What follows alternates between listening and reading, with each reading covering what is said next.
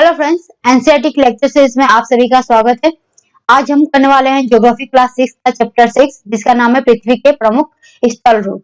तो इस चैप्टर में हम पृथ्वी के डिफरेंट जो आकृतियां हैं, जो पृथ्वी के भूतल पर बनी हुई आकृतियां हैं, उनके बारे में देखने वाले हैं कि पर्वत भी एक आकृति का ही रूप है।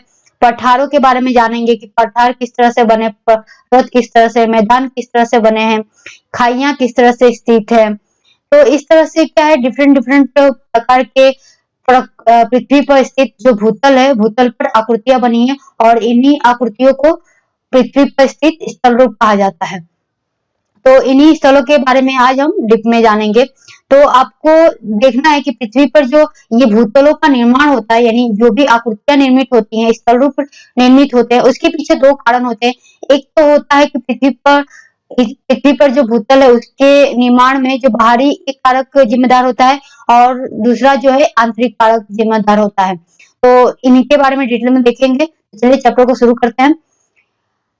आपने इसमें कुछ स्थल रूपों को जरूर देखा होगा जो चित्र 6.1 में दिखाए गए हैं। आप देखेंगे कि पृथ्वी की सतह सभी जगह एक समान नहीं होती है। पृथ्वी पर अनगिनत प्रकार के स्थल रूप है। स्थल मंडल के कुछ भाग ऊंचे नीचे, कुछ समतल होते हैं। तो यही है कि जब ये भाग बाहरी स्तर पे बनते हैं और आंतरिक स्तर पे बनते हैं, तो ये बनने के कारण क्या होते हैं? क्यों नहीं पृथ्वी पे एक ही समान समतलता है या फिर पृथ्वी पर ऊंची नीची है? क्यों ये भिन्नता क्यों देखी जाती है स्थल रूपों में?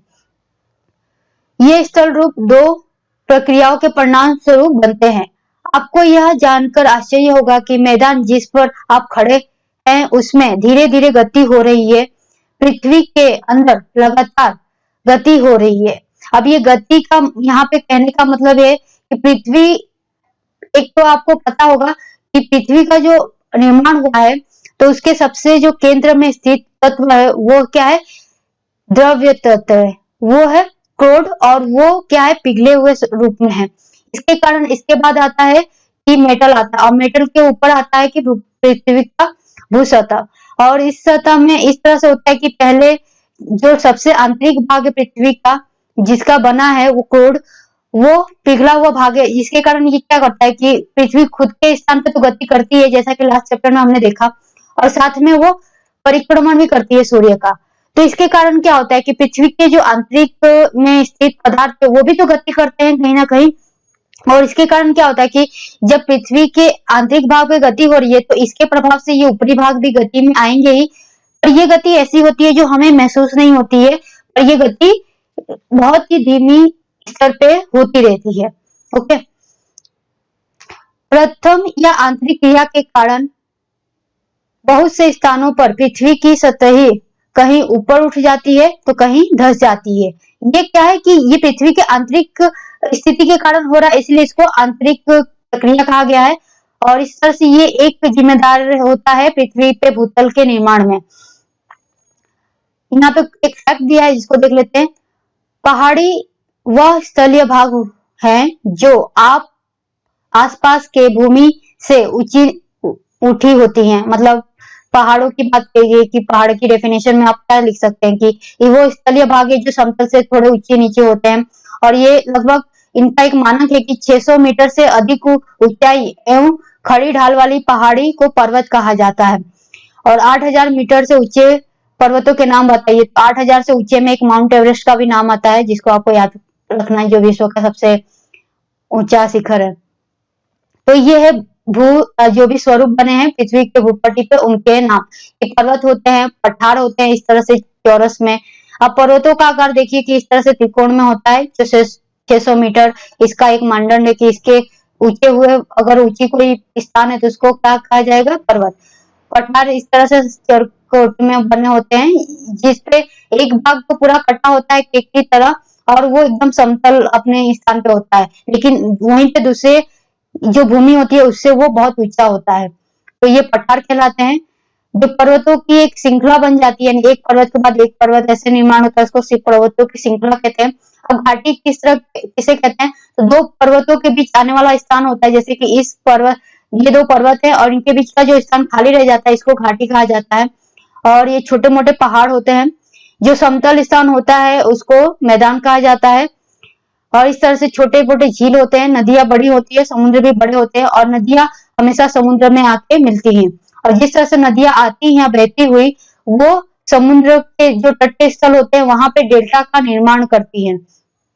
जैसे कि पश्चिम बंगाल में जो गंगा करती है, या फिर ब्रह्मपुत्र, जो गंगा और ब्रह्मपुत्र मिलके पद्मा आती है और पद्मा फिर बांग्लादेश और पश्चिम बंगाल से होती हुई जब प्रसारित होती है, एक तो पश्चिम बंगाल में उसकी हुगली नदी है, वो जाके जब बंगाल की खाड़ी में मिलती है तो एक डेल्टा का निर्माण करती है। वहीं पे बंगाल में जब गंगा और ब्रह्मपुत्र मिलती है तो पद्मा नदी बांग्लादेश में कहलाती है और वो भी जाती है बंगाल की खाड़ी में और वहां बहुत बड़े डेल्टाई क्षेत्र का निर्माण करती है। तो डेल्टाई क्षेत्र बहुत पता होगा कि डेल्टाई क्षेत्र का जो उपयोग है बहुत है, क्योंकि ये बहुत ही उपजाऊ जमीन होती है, इसलिए इनकी जो महत्व है बहुत अधिक है।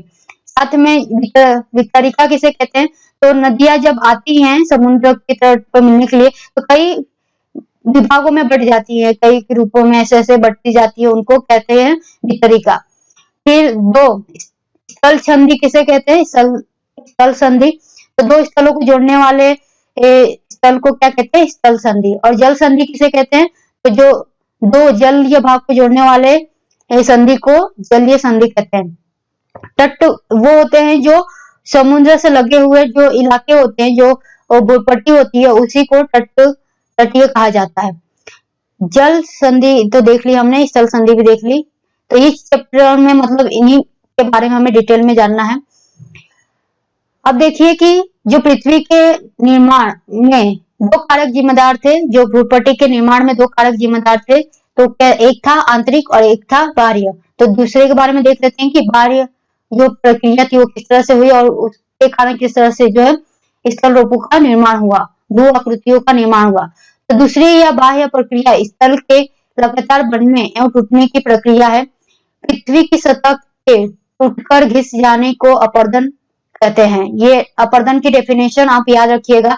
होता क्या है कि मान लीजिए कि जब बड़े बड़े पर्वत हैं, तो बड़े बड़े पर्वतों का क्या होता है कि हवा के कारण हवाएं बहती है तेज तेज, फिर बरसात होती है, फिर तेज धूप होती है, तो इसके कारण क्या होता है कि इन चट्टानों में, इन पर्वतीय शैलों में घर्षण के कारण, दबाव के कारण, तापमान के कारण इनकी जो घनता है उसमें घटाव बढ़ाव होता है और दबाव के कारण क्या होता है कि ये टूटकर इसकी पपड़ी निकल कर बिछने लगती है और इस तरह से इनका क्या होता है धीरे धीरे अपरदन होने लगता है। अब हवा के कारण भी, हवा के साथ कई छोटे छोटे रेतीले कण उड़ते रहते हैं तेज गति से, तो वो कहीं ना कहीं इन चट्टानों पे तीव्र गति से आते हैं और इस पे प्रहार करते हैं और उसके कारण भी उस पे पत्थरों पे दबाव पड़ता है और दबाव पड़ने के कारण क्या होता है कि वो भी एक अपरदन, मतलब अपरदन यानी कि यहाँ से पत्थरों को छोटा धीरे धीरे घिसने का काम करती हैं सब चीजें, और इसी से घिसने के कारण वो क्या होती है कि चीज टूटने लगती है, उसका विघटन होने लगता है और उसी को कहते हैं दूसरी भाषा में अपरदन। अपरदन की क्रिया के द्वारा सतह नीची हो जाती है तथा निक्षेपण की प्रक्रिया के द्वारा इनका फिर से निर्माण होता है।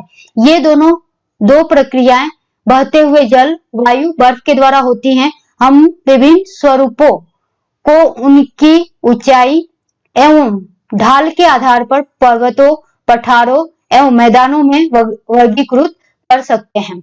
तो यहाँ पे दो डेफिनेशन दी गई। पहला तो है कि अपरदन को आपने समझा कि एक पर्वत है और नदी, पहाड़, मतलब हवाएं आ रही है, वर्षा हो रही है और इस तरह से इनके दबाव पड़ता है और ये धीरे धीरे टूट कर बिखरने लगती है, इसको अपरदन कहते हैं। लेकिन जब ये मान लीजिए कि अपरदन हुआ, यहाँ पे छोटे छोटे कण यहाँ पे विकसित हो गए, यहाँ पे छोटे छोटे जमा हो गया। अब यहाँ पे जमाव होगा तो क्या होगा कि नदियां आएंगी, नदियों का पानी आएगा, इनको भाग के एक जगह से दूसरी जगह लेके जाएगा। तो कहीं ना कहीं ये नदी जहां तक जाएगी या पानी का स्रोत जहां तक होगा वो बहती जाएगी और एक उसके साथ ये कण भी बहते जाएंगे। उसी तरह से हवा है तो हवा के साथ भी ये कण उड़ के एक जगह से दूसरी जगह जाएंगे। तो बर्फ है, बर्फीली क्षेत्रों में भी बर्फ क्या है कि हल्का पत्थर, ठोस धातु, जल का स्वरूप है, लेकिन बर्फ अगर पानी में डाल दो तो क्या होता है, तैरता रहता है, क्योंकि उसका जो घनत्व है वो कम हो जाता है। तो पानी का घनत्व अधिक होता है इसलिए वो जल में तैरता है बर्फ। अब बर्फ के तैरने से क्या होगा कि एक बर्फ दूसरे से टकराएगा, इस तरह से वो ग्लेशियर को तोड़ेंगे। तो क्या होगा कि ये ग्लेशियर का भी एक अपरदन होगा और उसका वो जो जल होगा उसके साथ ये बर्फ बहते बहते कई नई जगह पे पहुंचेंगे और जहां पे पहुंचेंगे वहां पे एक नई आकृति निर्माण करेंगे। मान लीजिए ये नदी के साथ कुछ मलबे आए और मलबे एक सीमा के बाद गर्मी की ऋतु में आकर जल सूख गया और एक जगह आके पसर गए, तो वहां पे क्या होगा कि एक आकृति बन जाएगी। मान लीजिए यहाँ पे ऐसे सपाट करके पूरा का पूरा मलबा बैठ गया, तो ये एक तरह का टीले का निर्माण हो गया। तो इस तरह से कहा जाता है कि अपरदन विघटन का काम करता है, वहीं पे निक्षेपण है जो है वो कुछ बनाने का काम करता है। तो ये विघटनकारी है और ये निर्माणकारी है। मतलब अपरदन को कह सकते हो कि आप विघटन है, विघटनकारी है क्योंकि वो क्या करता है, चीजों को तोड़ मरोड़ के उनको रूप को तोड़ देता है, विघटन कर देता है। उसी तरह निक्षेपण क्या करता है, तो उसको टूटी हुई चीजों को एक जगह से दूसरी जगह ले जाता है और उनका निर्माण करता है, एक नई चीज का निर्माण करता है, इसलिए निक्षेपण निर्माणकारी कहा जाता है। अब पर्वत की बात करें कि इस ऊंचे नीचे ढाल के आधार पर क्या है, पर इन विभिन्न भू आकृतियों को पर्वत, पठार और मैदान के रूप में बांटा गया है। तो पहला जो हमारा कैटेगरी है पर्वत, पर्वत किसे कहते हैं और इनके बारे में क्या के एस्पेक्ट से बहुत इंपॉर्टेंट फैक्ट हैं जो आपको ध्यान में रखनी है।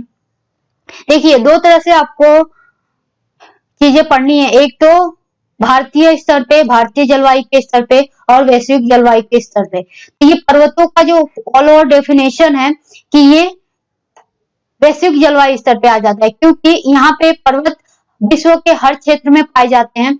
लेकिन जब वहीं पे हम भारत के पर्वतों की बात करते हैं, विंध्याचल, गारो या फिर हिमालय की, तो वो अलग बात हो जाती है, वो हम भारतीय पर्वत की बात करते हैं। लेकिन यहाँ पे सिर्फ पर्वत है, यानी एक वैश्विक रूप को यहाँ पे बताया गया है कि पर्वत सार्वभौमिक रूप से किस तरह से रूप में स्वीकृति में आए।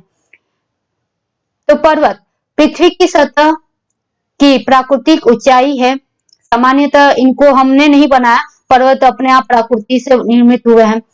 पर्वत का शिखर छोटा तथा आधार चौड़ा होता है, मतलब इस तरह से होता है, आधार चौड़ा होगा और शिखर छोटा होगा। यह आसपास के क्षेत्रों से बहुत ऊंचा होता है। कुछ पहाड़ बादलों से भी ऊंचे होते हैं। जैसे आप ऊंचाई पर जाएंगे जलवायु ठंडी होती जाती है। तो क्या होता है कि यहाँ पे सापेक्षिक सामान्य दर का नियम अप्लाई होता है कि जैसे जैसे पर्वतारोही ऊपर जाते हैं तापमान मतलब हवा कम होने लगती है और दबाव बढ़ने लगता है, जैसे कि लास्ट चैप्टर में हमने देखा था। और एक समय के बाद ऐसा आता है कि अगर अधिक ऊंचाई पर गए तो वहां पे क्या होगा कि ठंडा ठंडा मौसम होगा, क्योंकि होता क्या है, जैसे पृथ्वी का आकार है और पृथ्वी पर ध्रुव है यहाँ पे, और यहाँ पे विषुवत रेखा है, फिर साउथ में ध्रुव है, यानी उत्तरी ध्रुव और दक्षिणी ध्रुव। ये दोनों ध्रुव की बात करें तो बहुत ठंडे क्षेत्र में आते हैं दोनों। और वहीं पे जब हम विषुवत और बाकी कर्क मकर रेखा की बात करें तो वो दोनों गर्म इलाके में आते हैं। लेकिन जैसे जैसे हम ऊपर जाएंगे इन अक्षांशों के, तो क्या होगा कि 60, 70, 80, 90 तक आते आते ये इतने ठंडे इलाकों में हम पहुंच जाते हैं कि यहाँ पे जीवन, मानवीय जीवन संभव ही नहीं होता। तो इस तरह से क्या होता है कि हम जैसे जैसे ऊपर जाते हैं ये जलवायु ठंडी होती जाती है।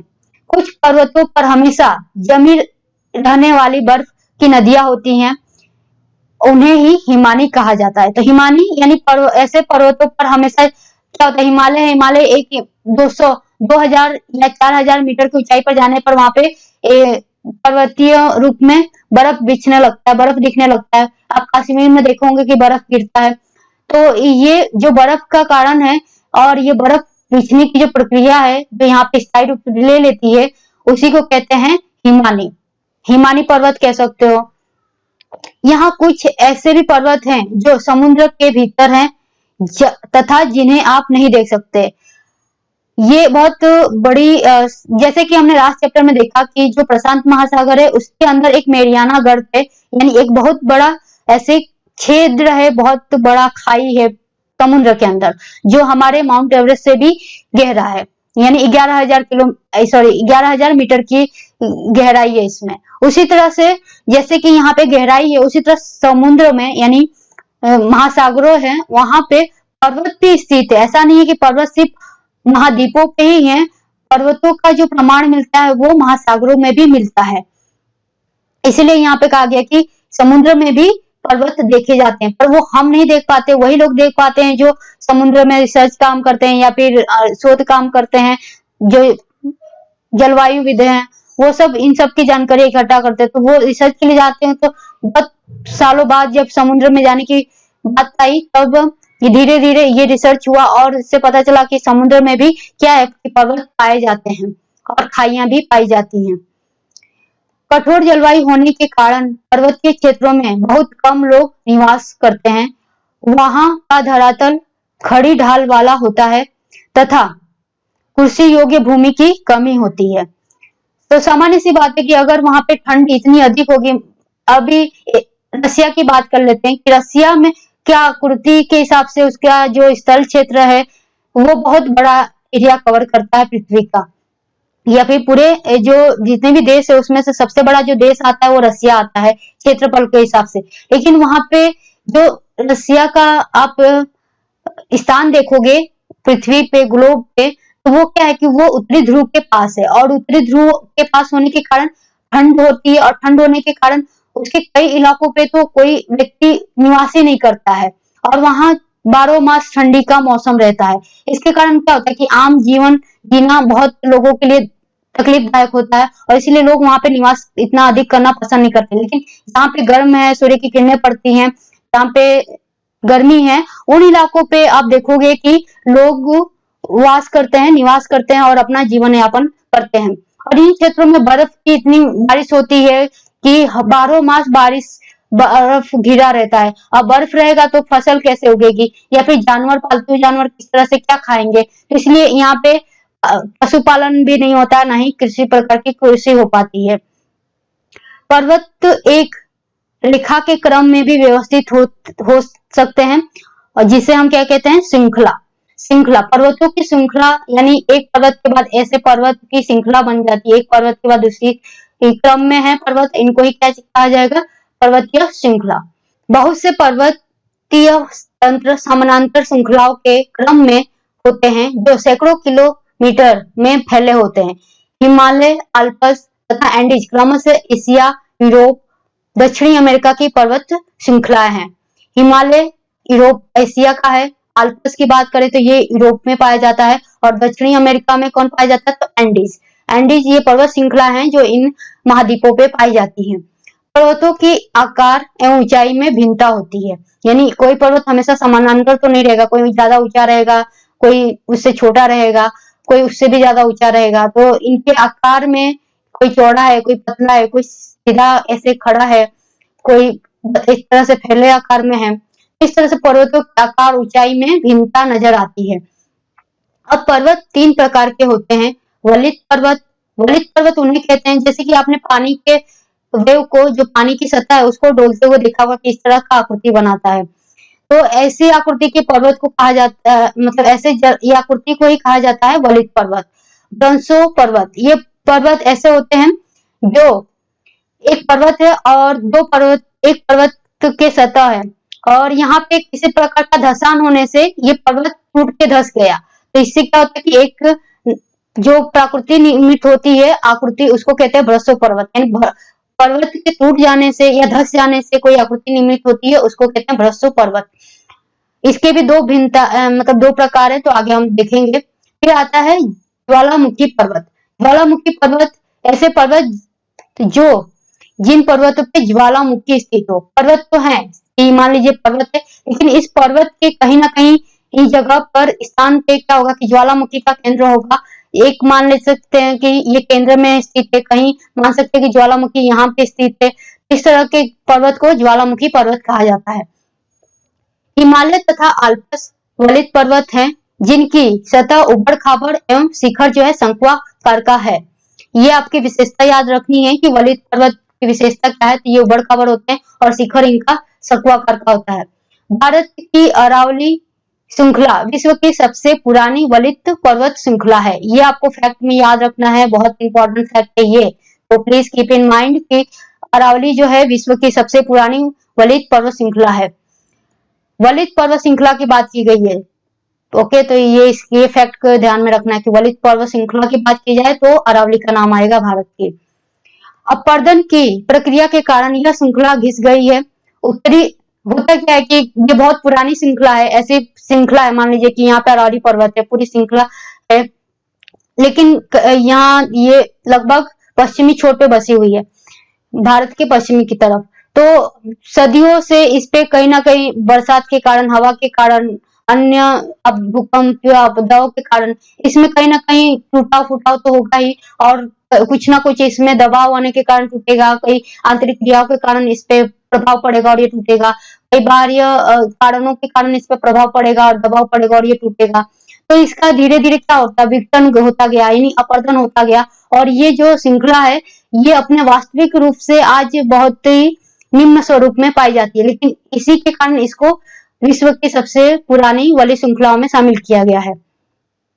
उत्तरी अमेरिका के अल्पेशियन तथा रूस के उराल पर्वत गोलाकार दिखाई देते हैं, यानी इस शेप में ऐसे हो वो पर्वत, इसीलिए इनको गोलाकार कहा जाता है, एवं इनकी ऊंचाई कम है।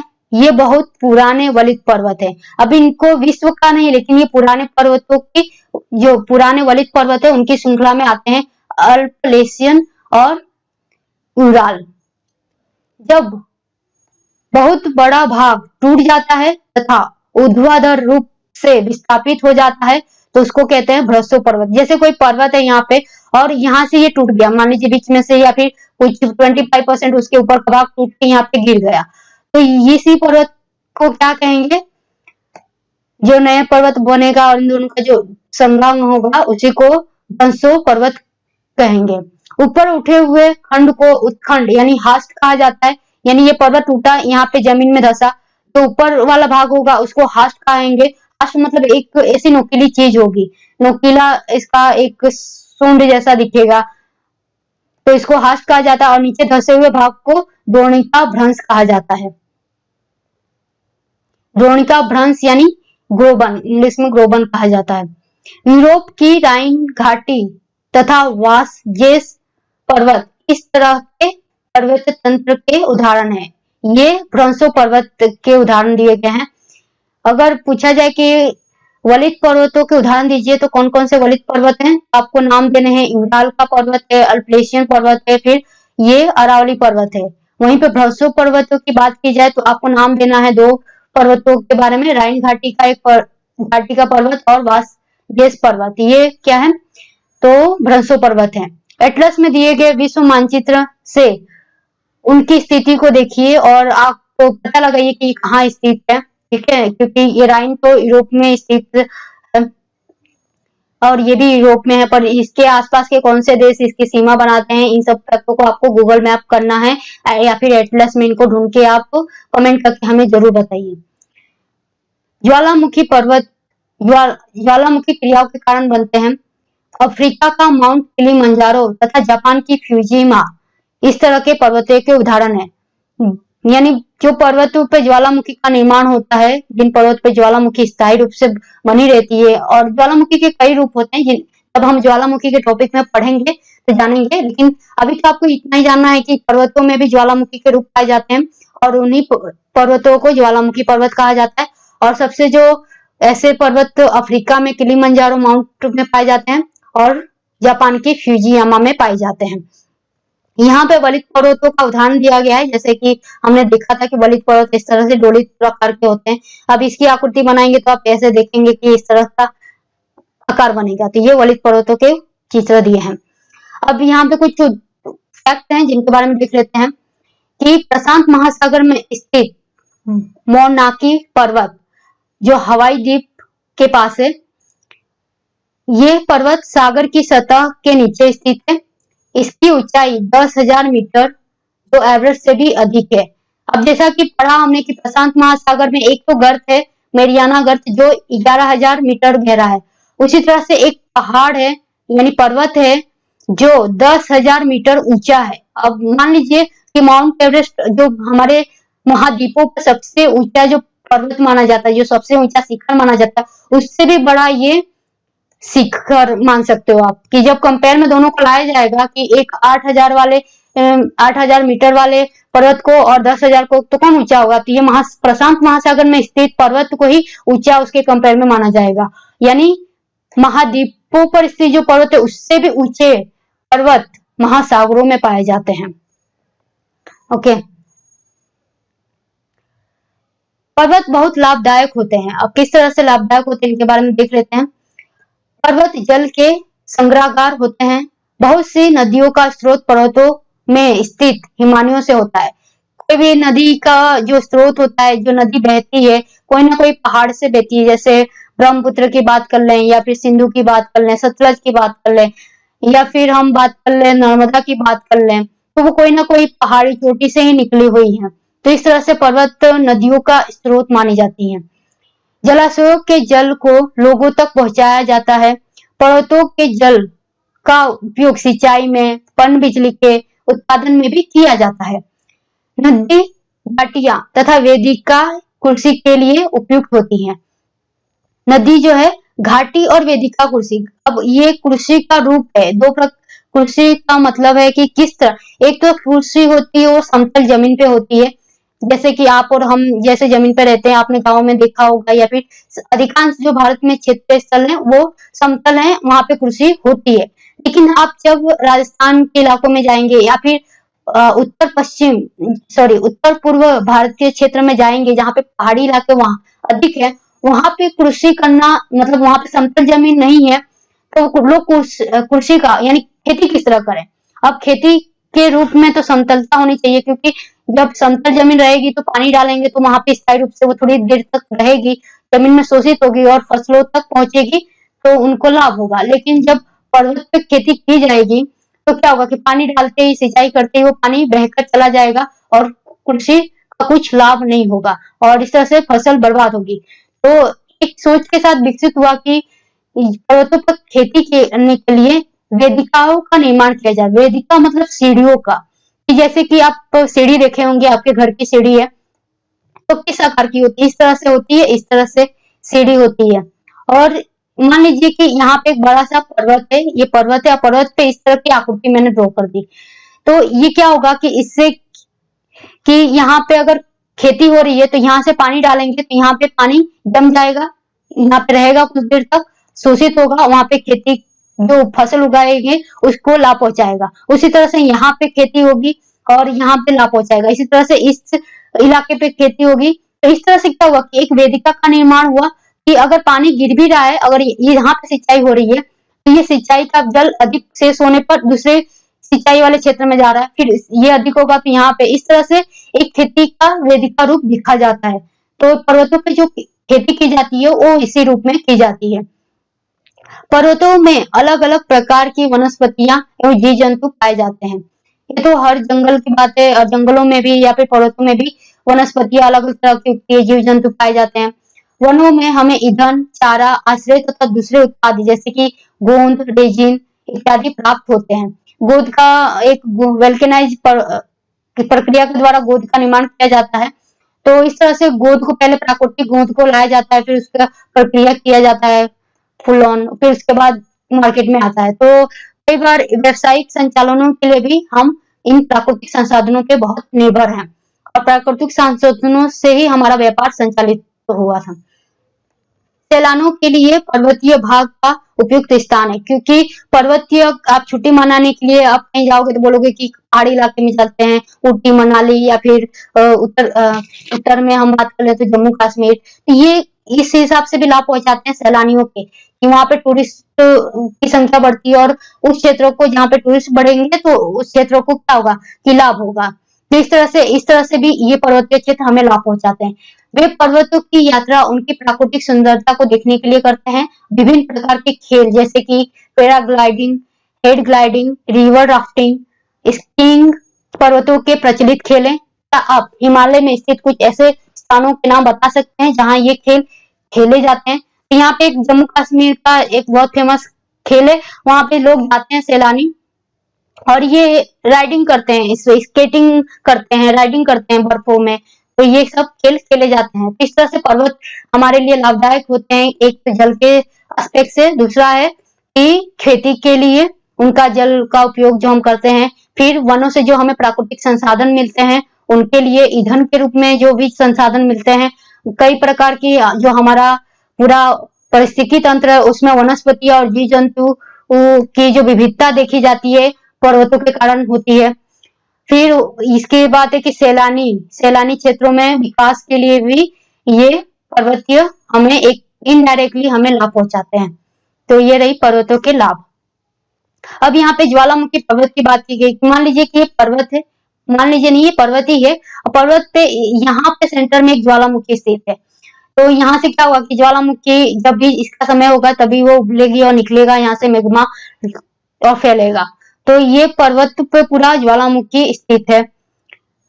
तो होता क्या है, अत्यधिक दाब से मैग्मा का निर्माण होता है और मैग्मा दबाव के कारण ये यहाँ पे ऊर्जा तरंगे निकलेंगी और तरंगे के फोर्स के साथ ये मैग्मा भी पृथ्वी के सतह के ऊपर आएगा और ऊपर आएगा तो इस तरह से एक धमाका होगा और गैस का धुआं घने बादलों पे छा जाएगा और यहाँ से फिर लावा पूरे तरफ से चारों तरफ से फैलेगा।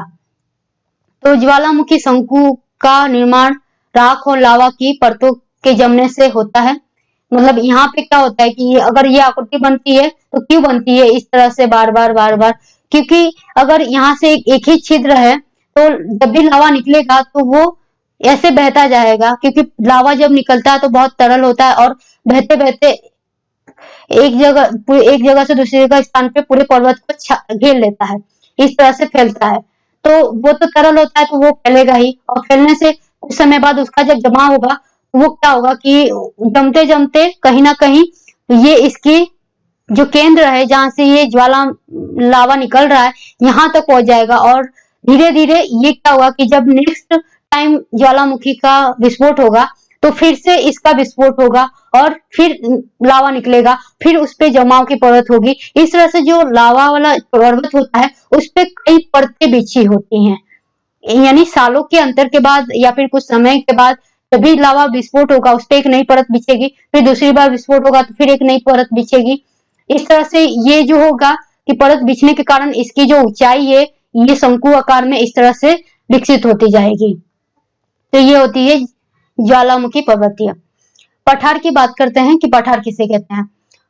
पठार उठी हुई एवं सपाट भूमि होती है। यह आसपास के क्षेत्रों से अधिक उठा हुआ होता है तथा इसका ऊपरी भाग मेज के समान होता है, यानी आसपास के क्षेत्रों से तो ये एकदम संलग्न उठा हुआ ही है, कहीं इसका आधा भाग ऐसे मिला हुआ नहीं है कि यहाँ पे देख सकते हो कि ये पूरा यहाँ पे संलग्न है और ये ऐसे पूरा मेज आकार का है, तो इसी को कहते हैं पठार। पठार के एक या एक से अधिक किनारे होते हैं जिनके ढाल खड़े होते हैं, यानी ये सपाट ढाल नहीं होते, ऐसे खड़े ढाल होते हैं। जैसे कि यहाँ पे जलप्रपात का निर्माण होता है, अगर कहेंगे कि यहाँ से कोई नदी आ रही होगी और इस पर्वत से गिरेगी तो क्या होगा कि एक फाउंटेन का निर्माण होगा इस तरह से। तो खड़े पहाड़ से ही सीधा नदी जब गिरती है तो उसको जलप्रपात कहा जाता है। इस तरह से जो ये ढाल होते हैं ये खड़े होते हैं इनके किनारों के कारण। पठारों की ऊंचाई प्राय कुछ 100 मीटर से लेकर कई हजार मीटर तक हो सकती है। पर्वतों की सतह पठार भी नए या पुराने हो सकते हैं। पर्वतों की तरह यानी पर्वत जब निर्माण होता है, जैसे हमने अरावली को देखा कि वो विश्व की सबसे पुरानी पर्वतीय वलित श्रृंखला मानी जाती है, उसी तरह से पठार की भी तो कैटेगरी होगी जिसमें पठार अलग अलग आकार के होंगे और अलग अलग रूप में होंगे, साथ में अलग अलग ऊंचाई के साथ होंगे। तो इस तरह से पर्वत के समान ही पठार भी नए पुराने कैटेगरी में बांटे जाते हैं। भारत में दक्कन पठार पुराने पठारों में से एक है। केन्या, ये भारत का जो पठार है, जो दक्षिणी भाग का कर्नाटक वाला क्षेत्र है और अन्य इलाके हैं वो पठारी क्षेत्र गिने जाते हैं, दक्षिणी के दक्कन पठारी क्षेत्र। क्योंकि यहाँ की मिट्टी काली है और कंकड़ वाली है इसलिए इसको दक्कन क्षेत्र भी कहा जाता है, जो भारत का दक्कन पठार क्षेत्र है। और जो इसका जो आकृति है ये पठार के समान है, इसलिए इसको पठार दक्कन क्षेत्र कहा जाता है, जो भारत के दक्षिणी क्षेत्र है। केन्या, तंजानिया, युगांडा का पूर्वी अफ्रीका की पठार एवं ऑस्ट्रेलिया का पश्चिमी पठार इस प्रकार के उदाहरण है। तो अफ्रीका में कौन कौन से देश हैं ऐसे, तो केन्या है, तंजानिया, युगांडा का पूर्वी अफ्रीकी पठार, ये देश हैं। देशों को मैप में देखिए और एक बार आप इन पे नजर डाल के बताइए कि इन देशों के साथ कौन कौन से अन्य देशों की सीमा बनती है, इन देशों पे अगर मकर और कर्क रेखा गुजर रही है या फिर विषुवत रेखा गुजर रही है कि नहीं, आप मैप में जरूर करिए और अभी से ही मैप की प्रैक्टिस शुरू कर दीजिए, क्योंकि मैप प्रैक्टिस के साथ ही जो उसको पहचानने की जो क्षमता होती है वो हमारी विकसित होती है। हम ऐसा सोचेंगे कि एंड ऑफ कर लेंगे तो वो नहीं होगा और हम चीजों को जल्दी से भूल जाएंगे। तो आपको इन देशों के नाम और खासकर पठार जो पूर्वी अफ्रीकी क्षेत्र में स्थित है उसको भी ध्यान में रखना है। तो देखिए कि पठारों की बात हुई तो एक तो भारत की बात करें तो वो दक्षिण पठार आता है, और विश्व में अगर अफ्रीका की बात करें तो पूर्वी अफ्रीका का पठार आता है। ऑस्ट्रेलिया में एक पश्चिमी पठार है, उसकी बात करते हैं। फिर है एक सबसे बड़ा जो विश्व का पठार माना जाता है वो तिब्बत का पठार है। ये विश्व का सबसे ऊंचा पठार है, जिसकी ऊंचाई मध्य समुद्र तल से 4000 से 6000 मीटर तक की है। और ये तिब्बत पठार के कारण ही तिब्बत का पठार जब देखोगे आप हिमालय के बाद तिब्बत का जो पठार की जो स्थान शुरू होता है, ये हमें जो ये उत्तरी ध्रुव से आने वाली जो ठंडी हवाएं हैं उसको सुरक्षा देने में, साथ में पृथ्वी के जो भारत की जलवायु है उसकी सुरक्षा में बहुत लाभदायी होता है। साथ में ये हिमालय के साथ सहयोग करके भारत की जलवायु को बनाए रखने में तिब्बत का पठार बहुत सहायक है। अब पठारों के उपयोग की बात करें तो पठार बहुत उपयोगी होते हैं, क्योंकि उनमें खनिजों की प्रचुरता होती है। जब खुदाई की जाती है जब मशीनों के द्वारा, तो उनमें कहीं ना कहीं लोह तत्व के पदार्थ मिलेंगे, कहीं ना कहीं नाइट्रोजन सल्फाइड, अन्य जो भी धातु तत्व हैं वो सब यहाँ पे पाए जाते हैं।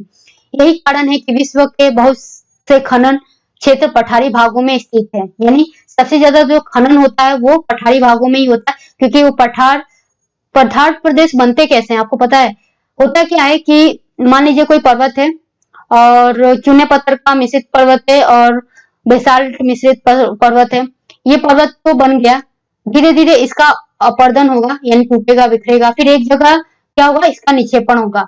निक्षेपण होते होते एक ऐसा पठार क्रिएट हो जाएगा। तो इसमें हुआ क्या कि कई तत्व इसमें आके मिले, है ना, और इन्हीं तत्वों के कारण ये क्या हो जाता है कि एक प्राकृतिक संसाधन का सोर्स हो जाता है, और इसके खनन से ही हमें अन्य जो धातु मिलते हैं इन्हीं पठारी क्षेत्रों से मिलते हैं, जैसे कोयला हुआ या फिर अन्य जो धातु है, लोह तत्व है, एल्युमिनियम है, सिलिका है, ये सब चीजें यहाँ पे मिलती है। चूने का पत्थर है, ये भी मिलता है। अफ्रीका का पठार सोना हीरा के खनन के लिए प्रसिद्ध है।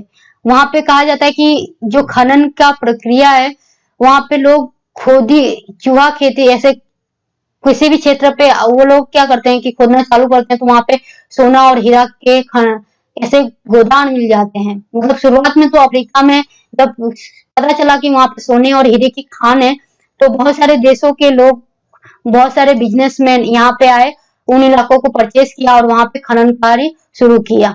तो इस तरह से अफ्रीका का जो पठार है वो सोना और हीरे के खनन के लिए बहुत प्रसिद्ध है, पूरे विश्व में ही है।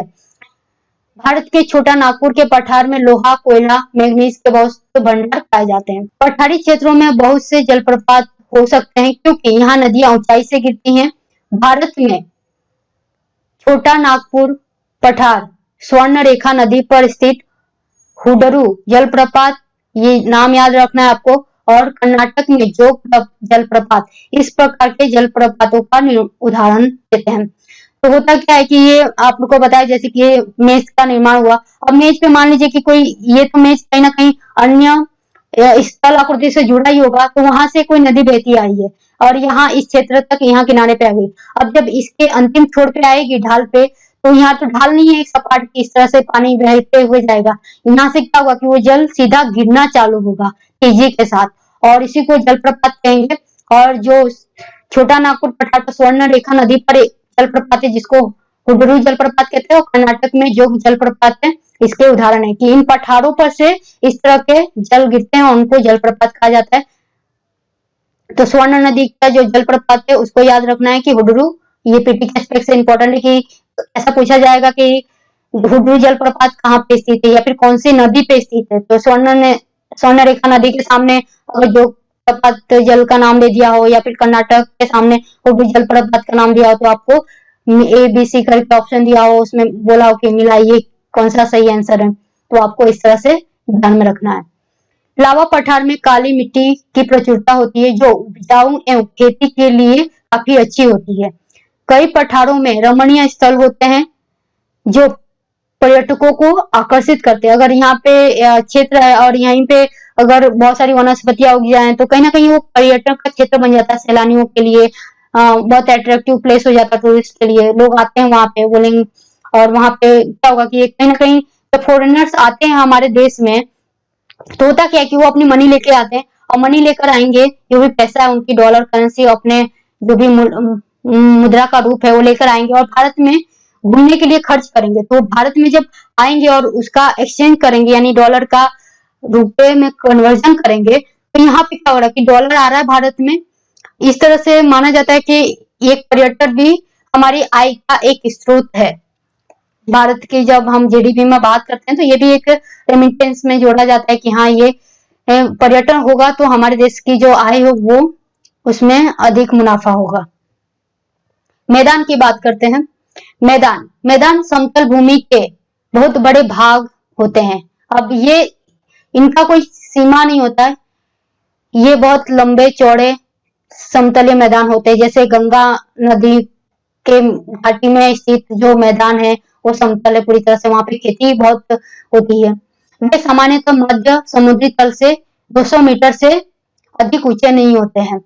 कुछ मैदान काफी समतल होते हैं। ये आपको इनकी विशेषता याद रखनी है कि ये समुद्र तल से 200 मीटर से अधिक ऊंचे नहीं होते। अगर ऊंचे होंगे तो वो पहाड़ की कैटेगरी में आ जाएंगे, लेकिन 200 मीटर से अधिक 600 होगा तो पठार के कैटेगरी में आ जाएंगे, पर्वत की कैटेगरी में आ जाएंगे। तो 200 से जो नीचे या 200 तक होते हैं वो क्षेत्र जो होते हैं ऊंचाई वाले वो मैदान की कैटेगरी में आते हैं। ये काफी समतल होते हैं, कुछ उर्मिल तथा तरंगित हो सकते हैं। अधिकांश मैदान नदियों तथा उनकी सहायक नदियों के द्वारा बने हैं। ये देखते हैं, पहले पढ़ लें। नदियां पर्वतों के ढालों पर नीचे की ओर बहती हैं तथा उन्हें अपर्दित कर देती हैं। वे अपर्दित पदार्थों को अपने साथ आगे की ओर ले जाती हैं और अपने साथ ढोए जाने वाले पदार्थ जैसे पत्थर हुआ, बालू हुआ, सिल्ट को वे घाटियों में निक्षेपित कर देती हैं और इन्हीं निक्षेपों से मैदानों का निर्माण होता है। तो नदियां क्या करती हैं कि मान लीजिए पहाड़ से एक नदी निकली, नर्मदा अमरकंटक से निकलती है और ये निकलती हुई बह रही है, और ये कहीं ना कहीं जब बह रही है तो अपने साथ इसकी तीव्र धारा है और ये अपने साथ क्या होगा कि जो भी इसके दो किनारे हैं तो उसे वो मिट्टी को साथ में बहा के अपने साथ लेके जाएगी फोर्स के साथ। अगर कोई पानी जल के साथ आ रहा है तो उसके साथ मिट्टी तो है पिघलता जाएगा और उसके साथ बहता जाएगा। अब मान लीजिए कि इतनी तीव्रता से के साथ जा रहा है कि वो बहुत सारा मलबा अपने साथ ले जा रहा है। अब ये मलबा जब नदी की गति धीमी होगी तो ये मलबे का क्या होगा कि विक्षेपण होगा, यहाँ पे निक्षेपण होने से वो जम जाएगा। जमने से क्या होगा कि ये एक समतल का निर्माण करेगा और यही समतल को कहा जाता है मैदान। और ये मैदानी क्षेत्र न बहुत उपयोगी होते हैं फसलों के लिए, क्योंकि यहाँ पे जो भी पोषक तत्व हैं सभी उपलब्ध होते हैं इस मैदानी क्षेत्रों में, तो इसलिए इनका अपना एक महत्व है। सामान्यतः मैदान बहुत अधिक उपजाऊ होते हैं। यहाँ परिवहन के साधनों का निर्माण करना आसान होता है, क्योंकि समतल होते हैं तो लोग चल के भी जा सकते हैं तो थकान कम होगी, साइकिल से जा सकते हैं, गाड़ी का इस्तेमाल, क्योंकि समतल जगह पे कोई भी यात्रा करना आसान होता है। लेकिन वहीं पे पहाड़ी क्षेत्र हो या फिर नदी वाला क्षेत्र हो तो आपको कोई ना कोई साधन चाहिए। अगर आपके पास साधन नदी में है, कोई जहाज है, आप नाव से जा रहे हैं और आपकी नाव में छेद आ गया तो आप यात्रा नहीं कर पाएंगे, कोई ना कोई दिक्कत समस्या में फंस जाएंगे, आपकी हो सकता है नाव डूब जाए। तो ये जल जो मार्ग है वो भी उपयोगी नहीं है। पर्वतीय क्षेत्र है तो पर्वत क्षेत्र के जाने के लिए आपको एरोप्लेन या फिर आप चल के ही जा रहे हैं तो आपको जल्दी थकान आएगी और आप ज्यादा समय लेकर पहुंचेंगे। इस तरह से पर्वत मार्ग भी उतना उपयुक्त नहीं होते परिवहन के लिए, और आपको पर्वतों पे जाना है तो आपको स्पेशल हेलीकॉप्टर ये सब का उपयोग करना पड़ेगा। लेकिन वहीं पे आप जब समतल मार्ग का उपयोग करेंगे तो आप चल के कोई गाड़ी व्यवस्था करके आसानी से जा सकते हैं बिना रोके टोके, तो परिवहन के लिए उपयोगी होते हैं। इसलिए ये मैदान विश्व के सबसे अधिक जनसंख्या वाले मैदान होते हैं। नदियों के द्वारा बनाए गए कुछ बड़े मैदान एशिया, उत्तरी अमेरिका में पाए जाते हैं। एशिया में स्थित भारत में गंगा ब्रह्मपुत्र का मैदान तथा चीन में यांगत्से नदी का मैदान प्रमुख उदाहरण है, क्योंकि ये जो गंगा नदी और ब्रह्मपुत्र नदी से निर्मित हुआ मैदान है, ये समतल है और यहाँ पे जो जनसंख्या है इस मैदान की बहुत अधिक है। कहते हैं ना कि गंगा घाटी की जनसंख्या, गंगा घाटी में जनसंख्या क्यों अधिक देखने को मिलती है, तो इसी के कारण मिलती है कि वहां पे सारी सुविधाएं, एक तो जल की सुविधा है क्योंकि नदी पास में है, वहां पे फिर कृषि की सुविधा है क्योंकि जमीन उपजाऊ है, फिर यातायात की सुविधा है क्योंकि वहां पे साधनों, कोई भी परिवहन साधन आसानी से वहां पे आ जा सकते हैं। तो इन्हीं सुविधाओं के कारण क्या होता है कि नदी का ये जो क्षेत्र है, जो समतल जो मैदान निर्माण होता है, वो जनसंख्या के लिए अधिक जिम्मेदार माने जाते हैं, क्योंकि उनकी जो परिस्थितियां होती हैं वो जीवन के लिए बहुत अनुकूल मानी जाती हैं। मैदान मनुष्य के लिए रहने के लिए सबसे उपयोगी क्षेत्र होते हैं। यहाँ जनसंख्या बहुत अधिक होती है क्योंकि मकान को बनाने, खेती करने के लिए सहायक जो समतल भूमि की प्रचुरता होती है। उपजाऊ मिट्टी के कारण यह भाग खेती के लिए काफी उपयुक्त होते हैं। भारत में गंगा का मैदान देश में सबसे अधिक जनसंख्या वाला क्षेत्र है, तो वही बात है। फिर यहाँ पे आपको याद रखना फैक्ट में पीटी के एस्पेक्ट से कि गंगा का, भारत में बात करेंगे तो गंगा और ब्रह्मपुत्र का मैदान, और चीन की बात करेंगे तो यांगत्से नदी का मैदान। यांगत्से नदी को ही भारत में ब्रह्मपुत्र का नाम दिया गया है, तो ये चीन की यांगत्से कहलाती है और भारत की ब्रह्मपुत्र नाम बदल जाता है आते आते रास्ते में। तो इस तरह से ये दोनों नदियां और ये दोनों जो नदियों से निर्मित मैदान है उपयुक्त माने जाते हैं जनसंख्या के लिए। ये रहा समतल क्षेत्र का उदाहरण है, किस तरह का मैदान है। यहाँ पे खेती करते हुए कुछ किसान भाई हैं, बहनें हैं। ये नारियल की खेत है, यहाँ पे गन्ने की खेती हुई है, यहाँ पे धान बोया जा रहा है एक तरह से। तो ये खेती के लिए और जनजीवन को आसान बनाने के लिए ये मैदानी क्षेत्र सबसे उपयुक्त माने जाते हैं। स्थल रूप एवं लोक, स्थल रूप एवं लोक की बात करते हैं तो स्थल रूपों की विभिन्नता के अनुरूप ही मानव विभिन्न प्रकार से जीवन यापन करते हैं। जैसा स्थल रूप होगा वैसा जीवन यापन करने का तरीका होगा। अब इसको मैं उदाहरण के साथ बताऊं तो देखिए, समतल जमीन है तो वहां पे आपने देखा कि जीवन जीने की जो परिस्थितियां बहुत अनुकूल है। जमीन उपजाऊ है तो फसल के लिए है, वहां पे नदी है पास में, परिवहन की सुविधा है, तो ये समतल जमीन का अपना एक आकृति है स्थल रूप का। वहां पे जीवन कैसा है तो सरल है। वहीं पे पर्वतीय जीवन की बात करें तो ऐसा होता है कि बहुत सारे चरवाहे पर्वतीय क्षेत्रों पर रहते हैं। आप मेघालय, सिक्किम या फिर नागालैंड के क्षेत्रों की बात करें जहाँ पे आदिवासी हैं, या फिर जहाँ पे जम्मू कश्मीर की बात करें, हिमाचल प्रदेश की बात करें तो जहाँ पे चरवाहे लोग हैं, तो इन क्षेत्रों में जीवन कैसा है, तो ये क्षेत्रों में जीवन बहुत अस्थायी होता है, क्योंकि चरवाहे एक जगह से दूसरी जगह, क्या होता है चरवाहों के चक्कर में एक जगह से दूसरी जगह जाते हैं, और इस तरह से इनका जीवन अलग तरीके से होता है समतली जमीन के प्रति। उसी तरह से बर्फीले जगहों की बात करें तो बर्फीले स्थानों पे जीवन अलग ही होगा, क्योंकि वहां पे सूर्य की किरणें नहीं होगी, खेती नहीं होगी, प्लस पशुपालन नहीं होगा। व्यापार करने के लिए लोगों को मतलब अन्य सुविधाएं की जरूरत होगी, हीटर की, बाकी सब चीजों की जरूरत पड़ती है अपने आप को वहां पे गर्म रखने के लिए।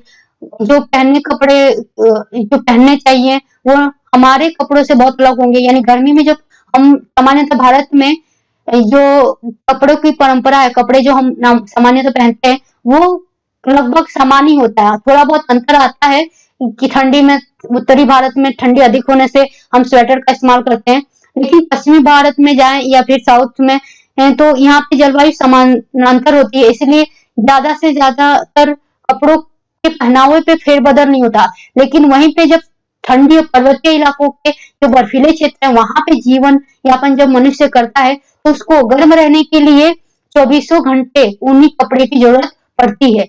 इस तरह से जो जीवन रूप है स्थल रूपों का वो अलग अलग है, समतलीय में अलग है, पर्वतों में अलग है, और पठारों में अलग है, और बर्फीले क्षेत्रों में अलग है। पर्वतीय क्षेत्रों का जीवन कठिन होता है, मैदानी क्षेत्रों का जीवन पर्वतीय जो क्षेत्रों की तुलना में सरल होता है। मैदानों में फसलें उगाना, घर बनाना, सड़कें बनाना पर्वतीय क्षेत्रों की तुलना में अधिक आसान होते हैं। विभिन्न प्रकार के स्थल रूपों पर रहने वाले लोगों के रहन सहन के तरीकों में भी कुछ अंतर होता है। क्या आप उनमें से कुछ अंतरों को बता सकते हैं? जैसा कि अंतरों को बताया कि कपड़े किस तरह से अंतर आता है, फिर उनके भोजन की जो चीजें हैं, ठंडी में आपको गर्म चीजें खाने की हमेशा तलब रहेगी, गर्मी में आपको कोई हल्का फुल्का खाना है, तो ये खाने के स्तर पे भी, संस्कृति में भी बदलाव आते हैं। कभी कभी प्राकृतिक आपदाएं जैसे भूकंप हुआ, ज्वालामुखी उद्गार जो होता है, ज्वालामुखी उद्गार, तूफान हुआ, तूफान आ जाते हैं तो बाढ़ आ जाती है, तो बहुत विनाश कर देते हैं। इन आकस्मिक यानी अचानक घटने वाली घटनाओं के बारे में जागरूकता पैदा करके हम इनमें आने वाले खतरों को कम कर सकते हैं। यानी जब हमें पता होगा कि अगर बाढ़ आने वाली है तो हम सतर्क रहेंगे और उन इलाकों को खाली कर देंगे, जिससे कि बाढ़ का जो संसाधनों का जो नुकसान हो वो कम हो, जो जन हानि हो वो कम हो। या फिर भूकंप आ रहा है तो भूकंपी क्षेत्रों में ऐसे घरों मकानों का निर्माण कराएं जहाँ पे भूकंप से कम नुकसान हो। ज्वालामुखी उद्गार क्षेत्र है तो वहां से अगर हमें सूचना मिले या फिर हमें इतनी सतर्कता हो, उसके बारे में जागृति हो, तो हम अपना बचाव आसानी से कर सकते हैं। हम कितने तरीकों से जल स्थलों को उपयोग में ला सकते हैं, इसका पता हम अपने आसपास के क्षेत्रों से लगा सकते हैं। प्राय हम स्थल का उपयोग गलत तरीके से करते हैं, जैसे उपजाऊ भूमि पर मकानों का निर्माण करना एक गलत प्रक्रिया है, क्योंकि भारत में कहा जाता है कि विश्व में सबसे उपजाऊ जमीन भारत में पाई जाती है, लेकिन जो फसलों का उत्पादन या फिर फसल उत्पादन या अनाज के उत्पादन के स्तर पे देखें तो भारत का उत्पादन जो है इस स्तर पे एवरेज है पूरे विश्व में। तो इसका कारण क्या है कि भूमि पर, इन सब भूमि पे क्या होता है कि मकानों का निर्माण किया जाता है, इंफ्रास्ट्रक्चर क्रिएट कर दिया जाता है दूर दराज के क्षेत्रों में, या फिर मकान के साथ साथ बड़े बड़े कारखाने स्थापित कर दिए जाते हैं। गांव में जाकर कहा जाता है नहीं कि पंचायत एक गांव है, गांव की जमीन को खरीद कर लोग बड़ी बड़ी मिलें स्थापित करते हैं, कारखाने स्थापित करते हैं, और किसानों से वही जमीन जो किसान अपनी पीढ़ियों से लेकर खेती करते आ रहे हैं, उसी जमीन को टुकड़ों के भाव में खरीद कर उस पे मकान बनाते हैं, साथ में मिलें स्थापित करते हैं, कारखाने बनाते हैं, और उन किसानों से वादा करते हैं कि उनको वो नौकरी देंगे। तो इस तरह से लालच देकर किसानों की जमीन हड़पी जाती है। इसी प्रकार हम लोग कूड़ा किसी भी भूमि पर या पानी में फेंक देते हैं, जो कि उन्हें गंदा कर देता है। हमें प्रकृति के इस महत्वपूर्ण वरदान का उपयोग इस प्रकार नहीं करना चाहिए। उपलब्ध भूमि केवल हमारे ही उपयोग के लिए नहीं है, क्योंकि हम ही एक ऐसे सजीव नहीं है, वनस्पति भी हैं, प्राणी जन जीव भी हैं जिनके लिए जल उपयोगी है। लास्ट चैप्टर में हमने देखा था कि अगर जल प्रदूषण होता है तो जल प्रदूषण का कारण मुख्यतः मानव जनित है, और अगर केमिकल जल में जाते हैं तो वो जलीय जीवों के साथ साथ अन्य पशु पक्षियों के साथ जो पेड़ पौधे हैं उनको भी नुकसान पहुंचाते हैं, और अगर रेडिएशन होता है तो वो कई पीढ़ियों तक नुकसान पहुंचाते हैं। तो इस तरह से जो है हम जब इन संसाधनों का बिना संयम रखे उपयोग करेंगे तो क्या होगा कि ये पृथ्वी का जो नाश है वो बहुत जल्द से जल्द होगा, और हमारी जो आने वाली पीढ़ी है उनके लिए ये सब संसाधन उपलब्ध नहीं होंगे। यह हमारा कर्तव्य है कि हम अपनी आने वाली पीढ़ी के लिए पृथ्वी को सुरक्षित रखें। तो इस तरह से इस चैप्टर में दिया गया कि स्थल रूपों का इस्तेमाल जो हम कर रहे हैं समतल जमीन का, उन जमीन का हमें सावधानी पूर्वक इस्तेमाल करना चाहिए, जिससे कि एक एक व्यक्ति को उसका लाभ मिले। व्यक्ति के साथ साथ हमारे साथ जो अन्य सजीव चीजें हैं, पेड़ पौधे हैं, पानी है, उनका भी वो लोग लाभ उठा सके। यहाँ पे अलग अलग आकृतियां दी हैं स्थल रूपों की कि ये पहाड़ी प्रदेश है, वहां पे घरों कैसे बनाए जाते हैं। ये देखिए यहाँ पे घर किस तरह से अलग अलग दूरी पर बने हैं। यहाँ पे पर्वतीय क्षेत्र में खेती किस तरह से हो रही है। समुद्री क्षेत्र में ये बोट के थ्रू राइडिंग की जा रही है। ये समतल पहाड़ी क्षेत्र है, ये बर्फीली क्षेत्र है। तो इस तरह से यहाँ पे डिफरेंट आकृतियों के माध्यम से आपको एग्जाम्पल दिया गया है। तो आई होप कि आज का चैप्टर आप सभी को समझ में आया होगा। आज के लिए बस इतना ही। Thank you very much.